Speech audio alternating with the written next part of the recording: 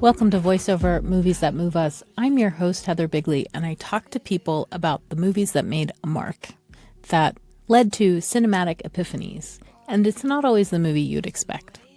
Today we're doing a bonus episode, and we've done this before, where we talk about the representation or portrayal of religious communities, religious people, spirituality, faith life in media. This time we're discussing American Jewish representation in the Netflix series Nobody Wants This. The show stars Kristen Bell as Joanne, an agnostic lifestyle podcaster. She covers sex and dating for modern women, and she hosts the show with her sister Morgan. Joanne starts dating Noah, who's actually a Reformed Jew rabbi, and they have to navigate a whole bunch of stuff, not just religion, but what is family culture like? What does tradition look like? What does it mean to be a part of a community? And things like gossip, which turn out to be super important. They also have to look out for the really intense reaction that Noah's mother, sister-in-law, and recent ex are having to him now dating someone who isn't a Jew. The first season dropped in 2024, and everyone had an opinion about how this show represented Jews, and particularly Jewish women. There were lots of think pieces and essays in big media, and plenty of people on social media giving their hot takes. Well, Netflix has announced a second season for October 2025. So I called up Rabbi Lex Rofeberg, an American Jewish rabbi that I know, and asked him what he thought worked well and what he was hoping for in season 2.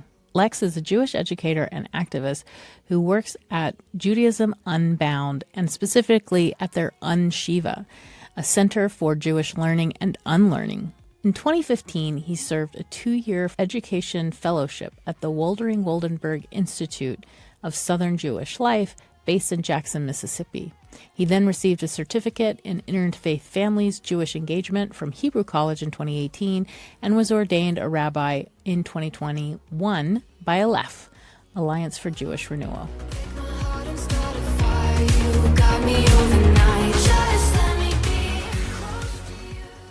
I like this show's Jewish representation a lot more than some of the think pieces, including some that I think are really heinously silly. The real take I have, I think this show is like the most okay show ever. And I think it's kind of hilarious how, like, we live in this world where people are like, oh my gosh, this is amazing, rabbi dating blonde girl who's not Jewish. This is so good. And then on the other hand, like, this is terrible for Jewish women. And this is, like, I think it's such an okay show. And we're talking about all the wrong, like, we're not talking about a lot of the things I find interesting about it. And I think, you know, my biography is like, the rabbinical school I went to was largely because I could not go to any of the other ones because of me and Val's relationship. Just making sure that, like I got 11 texts when this came out that's like, Lex, they made a show about you. Are you glad that they picked Adam Brody? I guess that's the question. Oh, I like him. Okay, I don't he's not like on my Mount Rush. Like, he's good. Like, everything I think about this show, like, what's funny is I have more of a love for Kristen Bell. The Good Place is one of my favorite shows of all time. I want to go back to the idea that this is a rom-com, and so that Adam Brody is going to play sort of the perfect man who is a rabbi. And I was just sort of intrigued, like, oh, it didn't occur to me that he was the perfect man.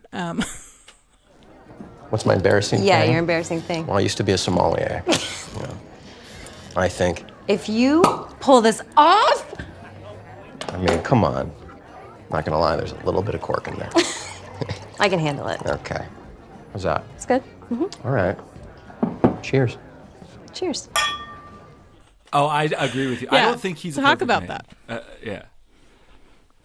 Yeah, well, I've read some of the similar articles that I think that you're describing, and I think he is a guy who is flawed and interesting to some degree, and has some qualities compared to other characters in the show that I think reflect well on him. The way that he goes about all this, especially at the end of the first season, I don't endorse fully. If I knew somebody that was going about a relationship this way, I would have questions, and that some of that gets to my own personal background and passions. But I do think it's a problem that he never considers, as far as I can tell, what it would look like to actually push his community to be more accepting of it. Like, he takes it just as a given that there's a choice between dating and eventually, marrying a woman who is not Jewish. Like, the choice is basically, is she going to convert so that it is possible for him to continue being with her, or is she not? Yeah. And then they're done. With this potential new job, I've had to think about my future a lot. And the reality is, if I'm going to spend my life with someone, I need them to be Jewish.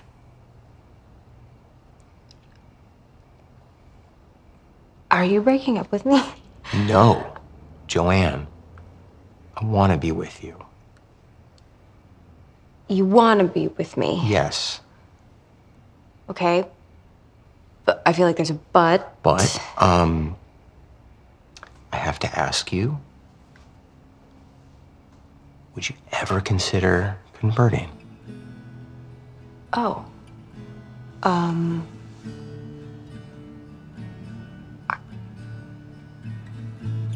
Well, what happens if I say no?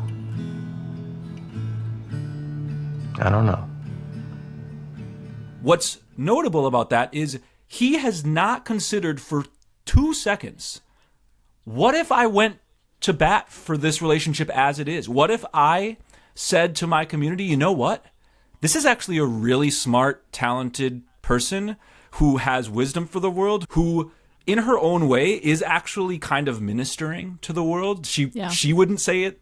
She wouldn't use that language. He probably wouldn't, but like, she is looking to be a resource to people on issues that are very important to their lives. And he does not think for 2 seconds like, oh, there is actually a pathway here where we could be an interfaith couple and try to make this work. Now, obviously, like, I'm somebody who has done this, so I come into this thinking like, well, people can decide to go to bat for an issue they care about. And in Jewish life generally, I take on a lot of issues where I see the status quo and I say, right, that ain't great. We can fix this, or we must even. He doesn't even think to potentially say to his senior rabbi, hey, bud, what if this isn't actually the way it needs to be eternally? Hey, board, maybe we'll see some of that in season 2. I am not expecting it. I'm actually expecting season 2 to basically be she's going to decide to convert. Right. I hope I'm wrong, because it would take a lot of the things of the show and it would miss a lot of opportunity. And we should say, one, he's being considered for a head rabbi position. He's beloved by his congregation. He does have a senior rabbi who is retiring, Rabbi Cohen, who comes to him and says, and maybe I'm wrong, but from what I heard, I think I'm looking at a rabbi who has suddenly realized that he likes a nice blonde crab cake. Yes, I'm sorry. I should have told you earlier. Look, if our congregation sees its head rabbi eat a crab cake, Everyone starts eating crab cakes. well, no, I was going to say everyone marries a goy, then there are no more Jewish children, and then our people become extinct. Oh, that. right? Do you remember this exchange? And Yeah. It's a bite-sized distillation of the ways that mainstream Jewish institutions throughout the 20th century, and to some degree even now, talked about the threat of intermarriage. And by the way, you like the crab cake thing, I figure listeners already caught this, but that's an allusion to the fact that crab is not kosher. And it's part of a long line of discourse that is way more messed up than we seem to notice, where non-Jews, especially non-Jewish women, are sort of equated. Objectified? This happens in Yiddish. Well, objectified, but also equated with literal unkosher animals. Like shiksa, the word, which by the way is not a neutral term. Who the hell is that? Shiksa. The biggest damage this show has done, and there's other things I love about it, by the way. Like that, I'm sounding like I'm frustrated with everything. But the biggest damage the show has done is that it features the word shiksa, which is a deeply derogatory, anti-feminist term. I would argue just sort of generally ethnocentric and harmful derogatory slur that should not be normalized in any way. And it sort of pretends that it's just, that's just a term for a blonde, non-Jewish woman. Like, first off, there's nothing about blondness inherent to the word shiksa. It means, it has been used historically to mean a non-Jewish woman of any kind. Now, a lot of Jews today, when they say it, they're thinking of a particular kind of non-Jew. And that's a problem, by the way. Like the fact that people presume that blonde people can't be Jewish. And so Jews use the term thinking that they're punching up, right? Thinking that they're noticing folks who are sort of white and traditionally seen as attractive. Like that's what blondness kind of gets at. Well, and it's also spinning out the derogatory way that we use blonde in the wider culture, right? Someone who is shallow, someone who is unthinking. There's a lot of what we would call slut shaming in this show, right? So all of that is happening too with that word blonde as well. And I mean, part of the humor of the show is that the two sisters at whom this term is aimed sort of shrug and go, so what, right? They act like it doesn't bother me that I'm being called this, because that's in fact what I'm embracing about myself, and that's what I'm putting out for myself. You mentioned that they have a podcast. Joanne and her sister Morgan are the two blonde sisters who are not Jewish, and they have a podcast offering women essentially advice about sex and dating in the 21st century, especially in LA. And so they have kind of taken that part of their personality and said, that's what we're going to use to sort of differentiate ourselves and make ourselves distinct in this market. Yeah, and it's worth naming that initially the title of the show was going to be Shiksa. Like I read some of the like it was meant to be even more the centerpiece than it became. I'm grateful that it's not for all sorts of reasons, but there's a long history of this term being used to harm. Sometimes people who are not necessarily the most oppressed, sometimes, like people who are upper class and white. But other times, this term is absolutely used to treat people who are not necessarily, wealthy and white and whatever, to equate them with this kind of treif, that's the word for non-kosherness. Phrases like shiksas are for practice, which is used in the show. I mean, that is a widely known phrase. Like the fact that is something that is commonly said, to me, is just abominable. It is just heinous. And we shouldn't be sort of treating these phrases as, that's kind of cute, it's kind of funny when people say it. There are people in Jewish life, whether they are non-Jews who are spouses of Jews and spend time in Jewish communities, or even there are plenty of blonde Jews and other, like, quote-unquote, not Jewish-looking Jews, especially Jewish women. This gets very gendered. There is a term, shegitz, for a male non-Jew, but it's very rarely used. It just doesn't have the same, cultural cachet. For all the ways that we have gendered slurs of women in English, it doesn't have the same I'm going to have to call power. my dad a shegitz. I'm really glad that I know that term. Yeah, I mean, to be clear, don't. But so it's one of those things. I'll pause there, but this show is capturing some very real dynamics with a huge history. I mean, the 20th century of American Jewish institutional life can't be the story of that cannot be told without talking about the vast opposition to intermarriage by Jews with non-Jews. There's actually not a way at all to talk about the 20th century without going there, because it was so central. It was treated as the unifier of across denominations of Jews that never agree on anything. Intermarriage and the fact that it was endangering the Jewish people in certain folks' view was the rallying cry. And that's why you have communities like this, families like this, people like this, who talk about it as if it's just the most obvious thing in the world that we would oppose this with everything we can. And it's also why there have been so many interfaith families totally alienated from Jewish institutional spaces as a result of this. So many places to go with this. The end of the show, I think it's in the second to last or maybe third to last, somebody says to Joanne, well, what would be the big deal if you converted to Judaism, right?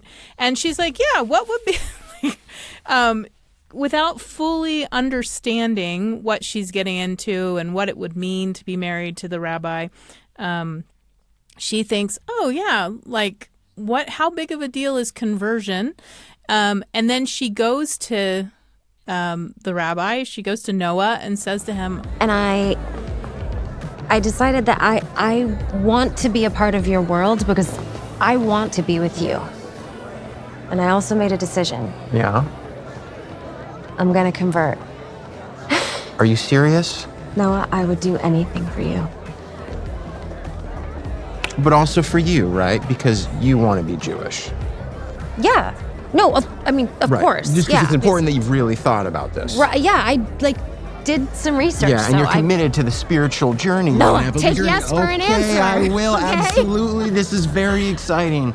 he has some dialogue saying, are you sure this is what you want? You've looked into this, but he's not pressing too hard, right? Because this is the thing he wants to hear.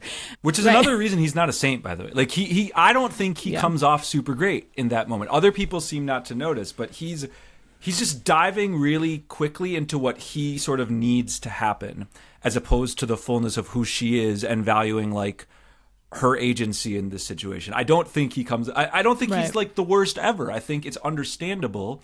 He has this job that he wants, and it's been said explicitly that she needs to convert for this to happen. So he's just in a happy daze. Yeah, almost. and then I think one of the things that the show does well is to have Joanne rethink, like, wait, what did I agree to? And then everything just kind of grinds to a halt, right? Like, pause. And that's why we're going to have season 2, right? It's because there's going to be some discussion of what does it mean to be Jewish? What does it mean for their relationship? And how are things going to go forward? You mentioned the representation of the women, Jewish women in this. And we have Bina, who's Noah's mother. We have Rebecca, who's his ex. Yeah. And then there's his sister-in-law, Esther. And what stood out to me in their representation was not necessarily that they're Jewish, but one of the things I've studied as part of my film research was movies made for and made by immigrant communities. And one of the things you see in these films is that it's the mother who is going to hold really tight to immigrant tradition, culture, ritual, and it's the dad. Are you a Hester Street fan? I haven't seen Hester Street. Have you seen Hester Street? Okay, that's I'll gotta look be on into your it list if because you're I'm into thinking these of kinds things of like movies. Bend It Like Beckham and My Big Fat Greek Wedding and Real Women Have Curves, and there's a number of films that say dad's a nice softie and he's always going to be like super supportive, and then mom is going to come in and lay down the law, and she's going to play the bad guy because she's protecting all the stuff that she's traditionally and within her immigrant community required to protect. So I was actually looking at those three women through that gaze. Bina herself is a Russian Jewish immigrant, and that's what I was thinking the whole time. But I know a lot of other people have been really upset. Could you talk a little bit about what your take is on the representation of these women? Yeah, okay. I will do my best to not go on for a million years. There's yeah, this has been probably the most discussed part of the show within American Jewish publications. And I both understand that and resent it, because the reality, like the premise we need to start with and understand is we have a rich tradition, an incredible corpus of films, TV shows, cultural material, Broadway, like that includes sort of a wide variety of depictions of American Jewish women and their lives. We're not starting from square one. It's not like this is holding the entirety of what people know about American Jewish women in culture. Like, it's not doing that. But we have a tendency as Jews to take every show, every new movie, and sort of treat it as if it is telling the whole story. And if Jews come off well in this movie, then that's like a huge deal and that makes it a good movie. And if Jews come off poorly, then it's a bad movie or it's bad representation. Like, we gotta be able to notice, like, and I know this gets scary because this gets into tropes and it gets into anti-Semitism, but like, the reality is Hollywood does in fact have a deeply Jewish history. A lot of the beginnings of Hollywood are, you know, intertwined with Jewish creators, Jewish actors, Jewish directors, and that is continued. And to this day, we are the most overrepresented group in American Jewish life in terms of how much we get to see ourselves on Netflix, on, you know, Amazon Prime, on TV, like all of that stuff. We have just an embarrassment of riches. There can be podcasts that talk about a different TV show or movie every week featuring Jewish stories. There are not that many stories of rabbis dating non-Jews. That is a specific subsection. And so to me, the set of things that are worth talking about most with this show are about interfaith relationships. This is a show that is doing a tikkun. It's a Hebrew word. I don't think the show necessarily is that conscious of it, but it's serving a kind of reparative role. Because 50 years ago, a show called Bridget Loves Bernie was the most popular show on CBS. It's the highest rated show in television network history to be canceled. It is the single highest rated show to ever be pulled off the air. It's about Bridget and Bernie, who are, as their names are sort of stereotypically chosen to suggest, a non-Jewish woman and a Jewish man, and they're dating and they're very happy with one another. It's just like a happy sitcom, and they actually have a wedding on the show.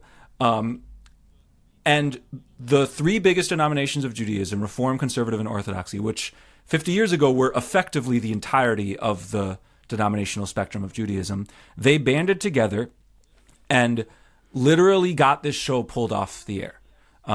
CBS wrote a thing like, no, we're not taking it off because of pressure. But again, it is the highest show. It was doing incredibly well. The time slot it had, once Bridget Loves Bernie was taken off the air, was replaced by MASH. Massive. Which, you know, on any list of the most successful TV shows ever, it was, I think, on Must See TV Thursday or like whatever primetime NBC slot, and it was doing very well in that slot. There are New York Times articles where all of these denominations are literally saying it is dangerous to the existence of the Jewish people that you have a happy story of a Catholic woman and a Jewish guy in a sitcom on this show. You are threatening the existence of the Jewish people. And so now, 50 years later, look, and it's not just this. There have been many other shows that feature interfaith relationships. Some of them have been very successful, and like Mad About You is for sure part of this conversation. But like, there is a show being really active about its sort of Jewish representation. It's taking a rabbi. It really wants this to be the substance of the show. Mad About You was not about interfaith relationship. Other shows haven't been about that topic. And this is another happy, you know, we're rooting for this couple. And so I want us to be talking about that. I want us to be talking about the question, which has been important to my life, of whether it is somehow some kind of living contradiction to be a rabbi and date a non-Jew. I don't think it is. I know many other rabbis who do. I struggle with the fact that this show exists, and to any viewer who is not deeply steeped in Jewish communal life, they would assume, based on the show, that like there is no such thing as a rabbi who is in an interfaith relationship in 2025. The show treats that as if it's just impossible. There are many such people, and entire rabbinical schools in the last 10 years have changed their policies so that not only so that what they once forbade, like I was not allowed to go to these schools because my wife isn't Jewish, now I am allowed. And there are many people who are going and who aren't telling their spouses they have to convert. So, I think that set of storylines is what I would like to be talking about more than the representation of Jewish women. I will say on that front, first, I'm not the best person to answer that question as somebody who isn't a Jewish woman. The mother character has been done 807. This is not a particularly sophisticated version of whether we talk about immigrant mother, Jewish mother. I like that you put this in conversation with other immigrant shows. I think we don't do enough sort of trans-religious or like we don't look at the ways that Jewish stories are actually sharing characteristics with others. By the way, my mom consulted on My Big Fat Greek Wedding because she was the trademark lawyer for SC Johnson, which makes Windex. And so she actually like got an email or whatever about the way they feature Windex in that, and she had to like That's awesome. give the go ahead.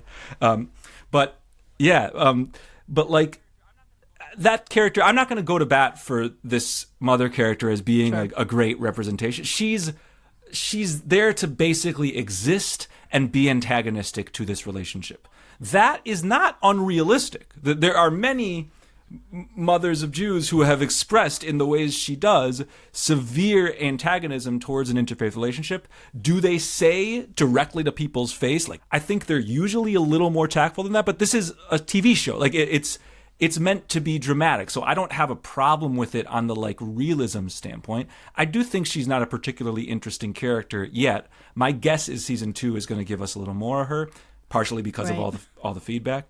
The other characters, look, I think they come off not great, but not evil. There's a lot of these articles like every Jewish woman character in this show is made to look terrible and the non-Jewish women are made to look great. Like, first off, we have a wonderful, the best character in the season is Rabbi Shira, in my view, at the summer camp. This lovely woman who is the only Jew the entire season who is incredibly kind to Joanne, but also not like she I hope we get more of her. I don't know if we will, but like she is a tender, loving, supportive Jewish figure, and she's like providing this helpful push and allowing her to figure out how to navigate the situation.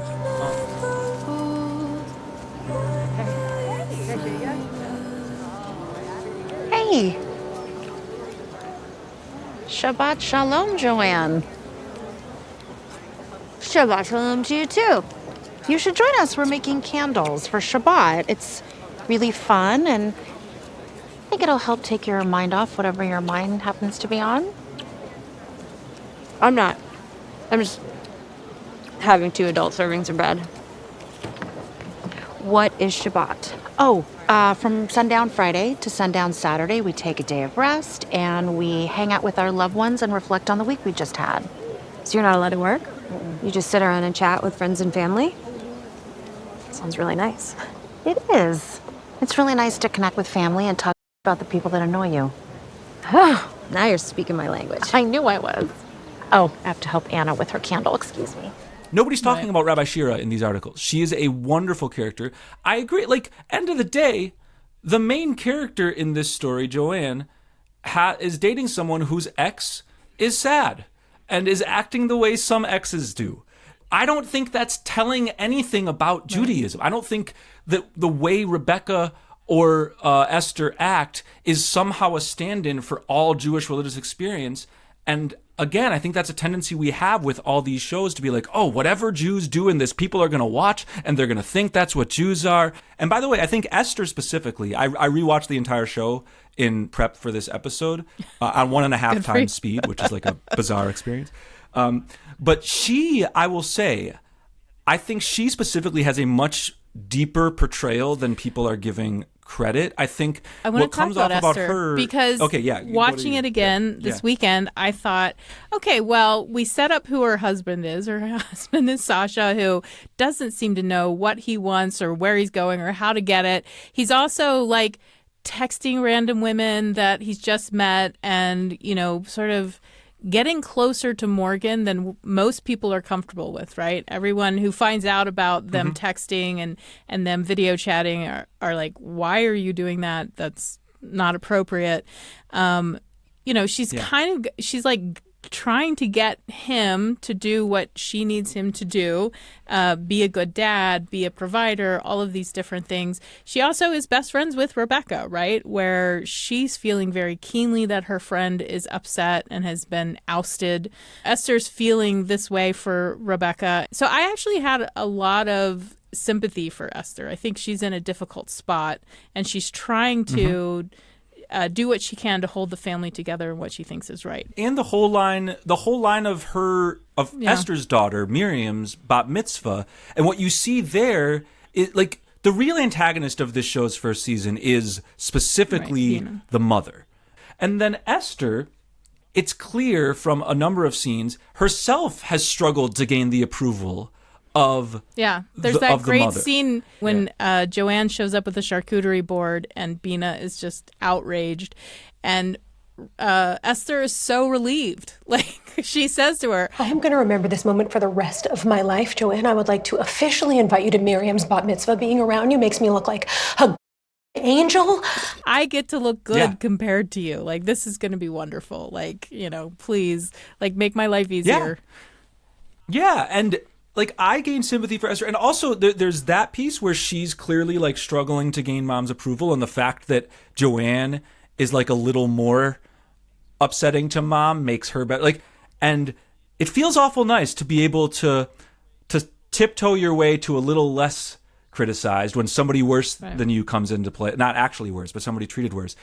That's happened historically. You talked about immigration, like some of the people who hate immigrants the most are recent immigrants. Because, like in a lot of eras of history, because they are so excited to not any longer be the one that society is directly crapping on. But like this show shows how it's so easy to fall to mistreat people when you're looking for someone else's approval. And Esther does that. She picks an entire bat mitzvah theme that she doesn't want and a dress that her daughter doesn't want because she's trying to gain the approval of her mother. What's going on with you? I hate my bat mitzvah. I hate this dumb theme and I hate this stupid dress. None of this is me. Oh, buddy. Honestly, babe, I don't know why I've been so caught up in playing by the rules when no one else seems to be. It's a bad theme. You're right.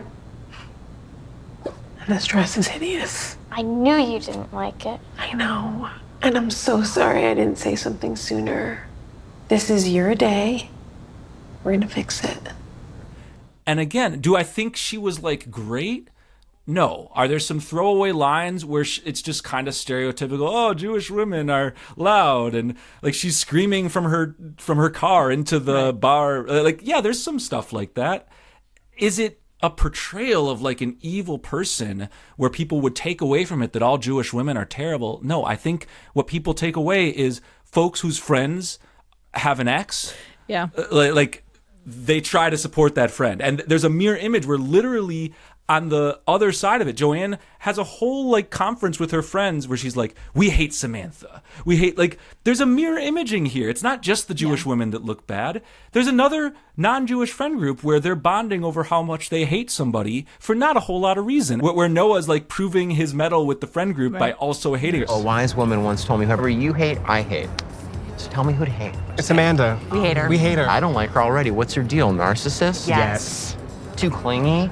Yes. Won't shut up about the microbiome? Yes. It's not as if Jews are uniquely hateful Well, here. this actually provides an opening because if this show is about interfaith relationships, I want to talk about where the show does or does not show us sort of how these two different worldviews are kind of coming into contact with each other. I think that's one of the things that the show could be doing more of, maybe. I don't know. I'm like, and then I'm like, well, I'm questioning myself. Well, what am I expecting the worldview of Rabbi Noah to be? And how is it showing up? We're supposed to understand that he's unconventional, right? Like he's smoking pot in, like when we first meet him, and he's, you know, not uncommon at all for rabbis. Not like I'm saying that not to like be edgy, just like truly, I think there are certain Christian assumptions about what would be normal or not for a clergy person to do. Where like I absolutely go to like rabbinic gatherings and conferences, and like people are smoking weed in a circle. Yeah, like that happens, and it's not seen well. As and I appreciate that, because as a Christian, you know, my connection to Judaism is my Jewish stepmother, who is not practicing. Right, like she gave me a Yiddish dictionary and Mama Leah's cookbook when I was in my 20s, and was like, "Welcome to my people." Yeah, and that was, you know, that was about it. We learned about kosher together. You know, so I don't know. That's not nothing, by the way. It's a treasured part of our relationship. I'm glad that she felt that way about me. So there's a lot of those things that I am not necessarily going to pick up on and read, because I'm expecting something. As a Christian, I have a certain way of understanding clergy, which doesn't necessarily translate when we're talking about, you know, this context. Yeah. Hopefully this is getting us closer to the right kind of question to ask, which is, where are we seeing different worldviews put, you know, sort of, I don't want to say conflict, but just put next to each other and asked, you know, how do these two people form a relationship if they're coming from these two very different places? Yeah. Yeah, well, what's funny, I think that we don't get a whole lot of Joanne's worldview. What we get from Joanne are things that she doesn't have. Like when she's asked about her religious identity, which literally Bina asks her, like, so tell me, Joanne, what exactly is your religion? Well, I guess religion was never really anything I grew up with. I mean, we celebrated Christmas, but that was the only holiday I can ever remember my parents getting into. That is an answer that people actually get. Like, it's, again, that's not like unrealistic. I think that there's much more to sort of secular, culturally Christian people. Like, there's more to that than we tend to treat it. And I think often when people enter into interfaith relationships, what they realize, if they're culturally Christian, is that their relationship to, say, secular quote-unquote Christmas or secular Easter, that is actually a religious practice. Now, is it about God? No, like a lot of Christians are a lot of people in this spot are very sort of clear, and for them it's like, no, for me Christmas is about being with family, it's about joy and the holiday season, it's about, like, I grew up believing in Santa Claus, it wasn't about God or Jesus for me, but like, I do think that people realize, oh, I'm not nothing. Like, it feels like I'm nothing because I'm in a society that treats cultural Christianity as just default, where the stores have Santa Claus starting in October and leading into this. Like, it doesn't feel like there's any active choice to my life to be Christian. My hope, I don't have high hopes for this for a bunch of reasons, but like in my version of this show, there would be ways in which we actually acquaint better with the ritual flow of Joanne's calendar life, whether that's Christmas, holidays, it could be Halloween. Like, I don't need it to be like a classic religious holiday, but too often we get shows that have kind of a Jewish gaze on these. There's a lot of interesting reflection and depth to Noah's Jewishness. We get Talmud quotes. We get Havdalah, the ritual separating Shabbat from the rest of the week. And all of that makes sense because he's like embedded in his religious tradition and Joanne isn't. But like, we know she hosts this podcast and cares about it and has a particular angle on feminism, but it's not like we don't get her life story on like what led her to this. Joanne asked, like, what made you want to be a rabbi? What made you want to be a rabbi, like, in the first place? Well, the goal was to be in the NBA, but, that's all political. Come on, I'm serious. It's funny, I get a little self-conscious telling you this. When I was little, I was a pretty nervous kid, bit of a scaredy cat, if you will. And the world seemed like a very chaotic and an unsafe place to me. And when I started paying attention to the lessons in the Torah and was exposed to the rituals and the traditions, It allowed me to view the world as a much safer and much more meaningful place. And I knew from a very young age that I wanted to spend my life trying to help keep it alive. It's a great answer. I want him to ask what made you want to host this podcast. What brought you to the set of passions you have? Because she's not just some quote unquote secular nothing. We use the word secular like it just means nothing, sort of culturally empty. And I don't want us to send that message, because when I officiate interfaith weddings all the time, and sometimes intra-faith, like two Jews getting married, and like there's no such thing as somebody with no spiritual or religious identity. It actually doesn't exist.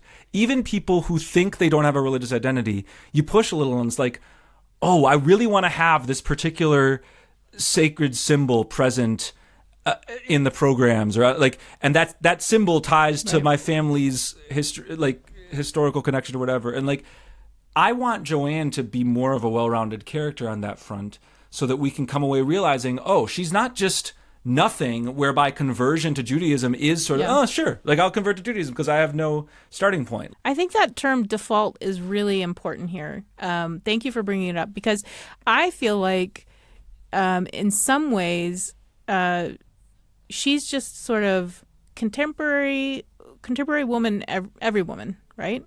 We've got Kristen Bell, who's sort of America's sweetheart, the stand-in for sort of this early 40s woman who is feminist, but we don't really know what that's not really articulated what that means for us, besides like, you know, bodily autonomy.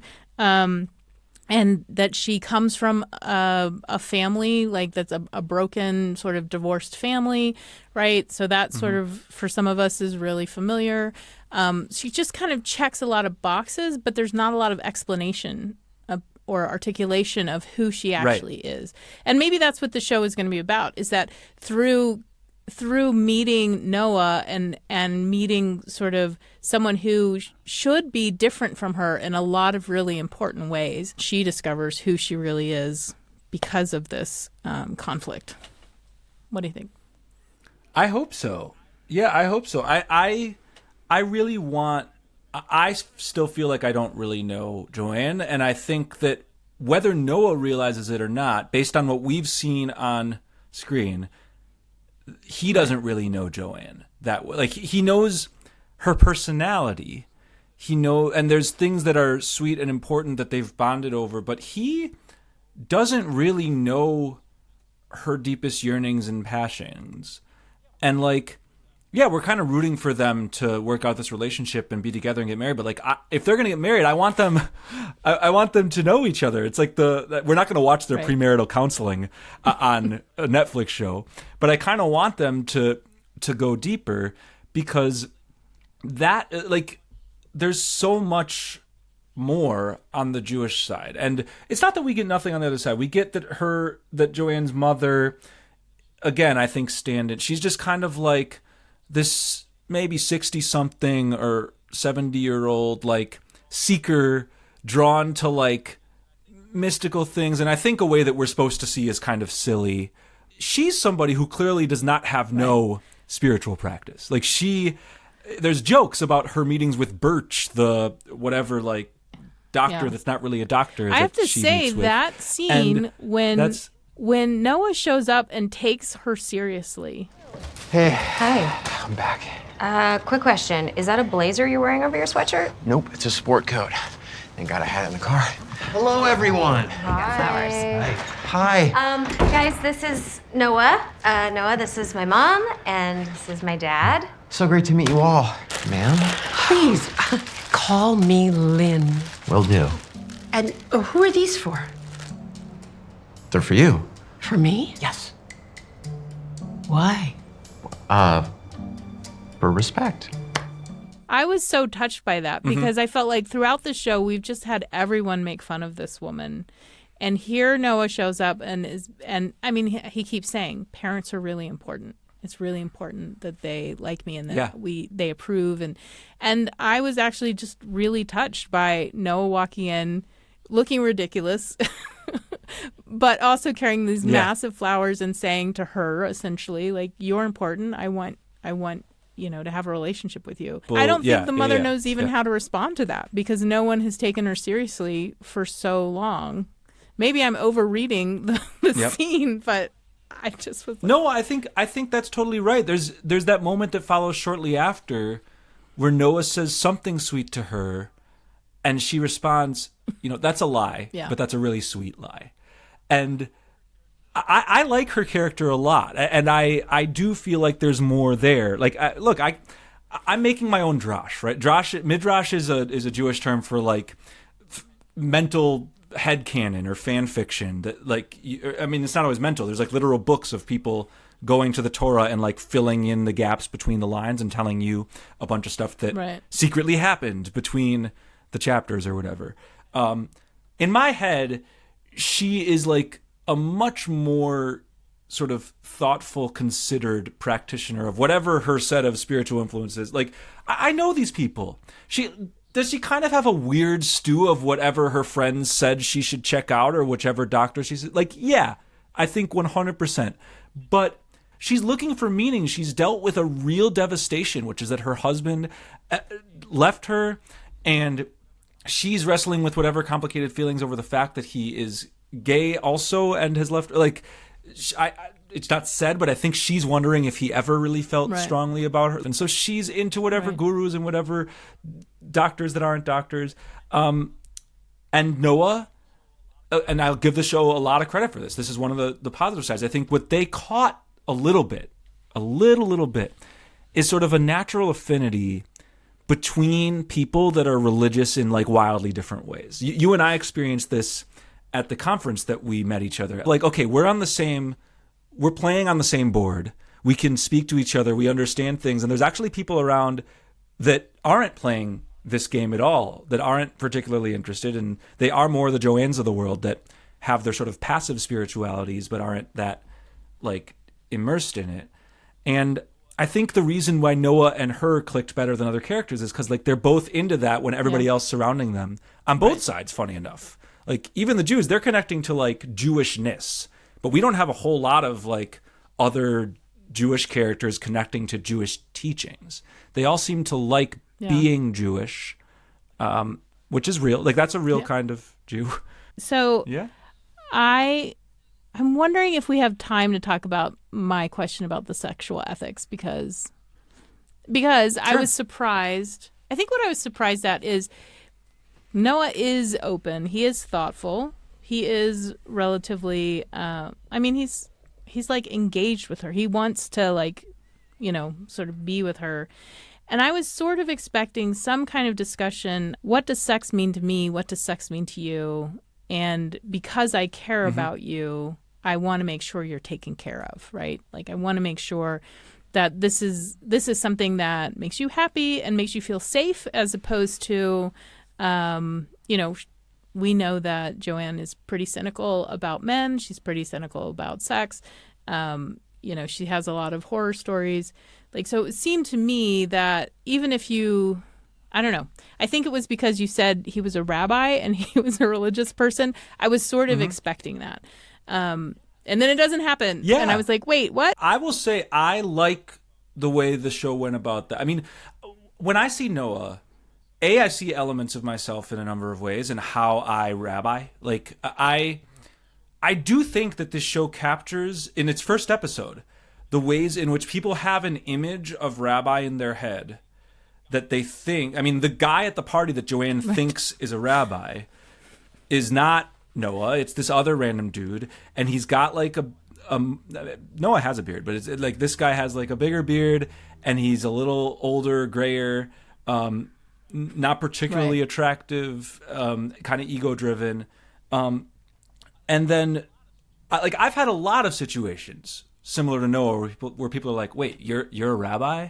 Like, even right now, I'm talking to you and I'm wearing like a New York Mets t-shirt, which I guess New York Mets actually have a lot of Jewish energy. But if I were wearing like my Marquette, my dad's a professor at Marquette and I root for their basketball team. That's a Jesuit school, so I'm a fan of their basketball team and I wear my little Marquette yarmulke I had custom made. And people like they're kind of dumbfounded that like, but you seem normal. Yeah. Like there is a way in which I think certain issues are not really. Do I think sexuality and conversations about sex are important spiritual, religious conversations? I do. I absolutely do. I'd really go to bat for that. And I think that Christian, you can say there's it. more discussion about sex. Christian morality is than there very, is among Jews. very tightly wrapped up. And Jewishly, what I'd say about sex is most American Jews, I don't know that they've had a Jewish layered conversation about sex. I'd love them to. I think that would be really great in a bunch of ways. But I think it's an accurate portrayal that the way Noah would navigate sex in this context is just Yes. there's that moment in the first episode where she says, "Can you have sex?" And he goes, "Right now?" That response, it's cute and clever and they're flirting, but it's also, I think, it's him pushing back. I don't know if he would have the language for this. I don't know if other Jews have the language for this, but he's taking an implicit assumption of Joanne's cultural Christianity, which is that clergy people have a clergy-driven reason to have sex, to not have, nothing about my choices related to sex has felt like it's because I'm a rabbi. Never. It just has never crossed my mind. And I do think that there's ways I try to have values of mine Jewishly, not being a rabbi, but just being a Jew, to have those inform my relationship to sexuality and for sure. But it's just not really in our, if I were to list Jewish conversation threads that tear up Jewish communities, we could talk about Israel and Palestine. We could talk about which prayers people do and don't say, and which communities pray in which formations, and can women sit with men, and there's a million things.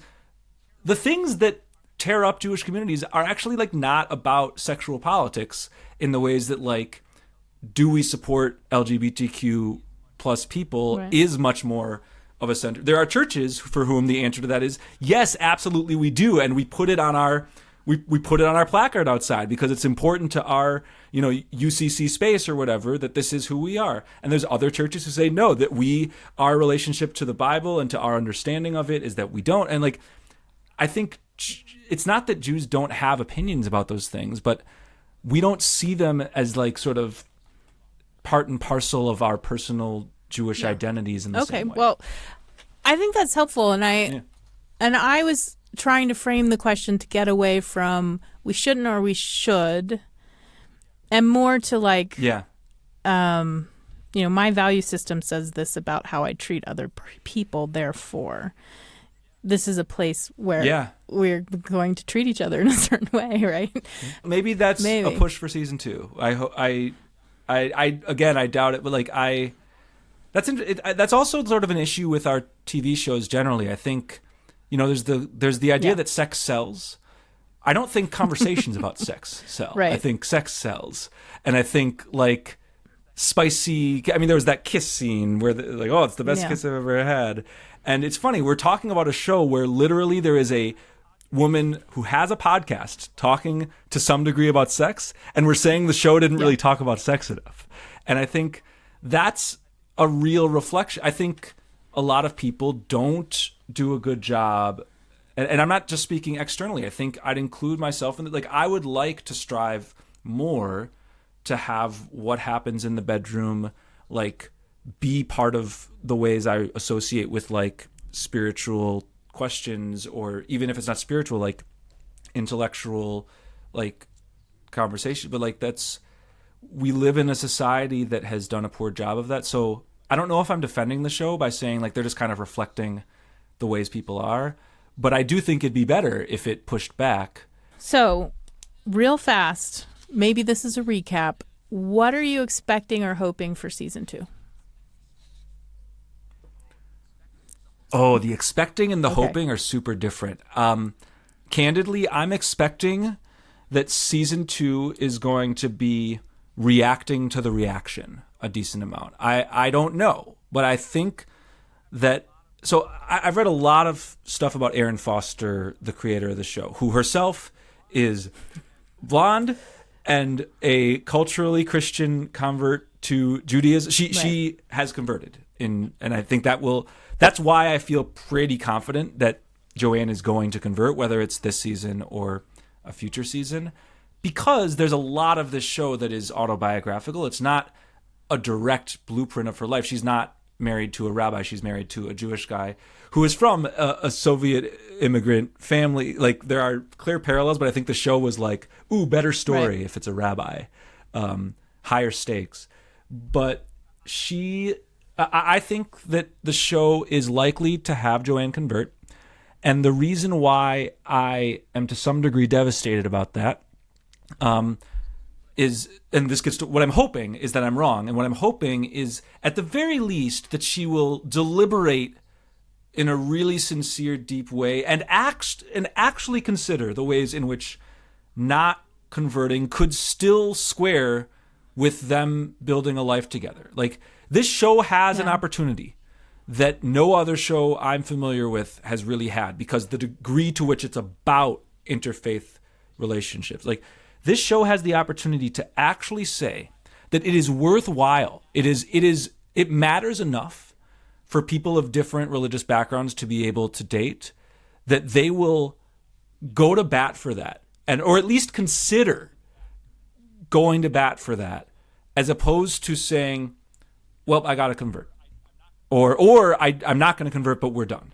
My favorite moments of the show are when Noah re-enlivens his own connection to particular rituals or spaces. I mean, when he takes a trip to the summer camp, that's clearly a place that's important to him, and he gets to show Joanne that for the first time. He shows her Havdalah. Remind me what happens when we see the third star again? It means that Shabbat is officially over and night has begun. And it's a way we welcome the week ahead. Also means that we can turn our phones back on, but I would just ease into it. I would ease into that. Okay. Oh, first star. I saw it. Excellent. It's a low one. Why are we doing this again? Oh, because it's a super unique thing for our people, my curious little angel. Okay. There's the second. Where? Right up there. Oh, No fair. Oh. This is really peaceful. Thank you for sharing this with me. I love sharing this part of my life with you, and I love how into it you are.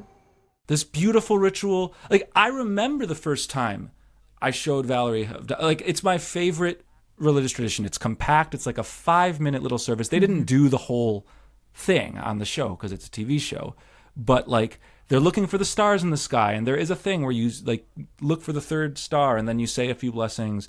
There's some fire involved, some wine, some spices, whatever. There's such an amazing joy to being in an interfaith family where you get to share your traditions with somebody else who hasn't experienced them before. And I've been the recipient of that too. That church that I go to, like, I remember going there for the first time. And not only did I go, where the family is involved with leadership of the church, and so we sit in the choir. Like, it's like the carol service. It's just, we're singing Christmas carols. And I remember going for the first time and like, wow, what a beautiful, like, this is a family who literally their grandfather is leading up there. And their family has been connected to this church, this specific building and place, for generations. And so my hope, and to some extent expectation, is that they will create pathways in to the magic of sharing religious experience for the first time with a loved one. I don't want it to just be the antagonistic side of like, can we convince mom to feel differently? The one antagonism I would like is for them to take on the synagogue, like try to convince them that having a rabbi interfaith relationship not only would be permissible, quote unquote, but actually, wow, what a gift. We're in Los Angeles, a place of huge religious diversity. It would actually serve us to be able to have a leader who himself is in an interfaith relationship. That I don't expect that. That would be my hope in a dream world.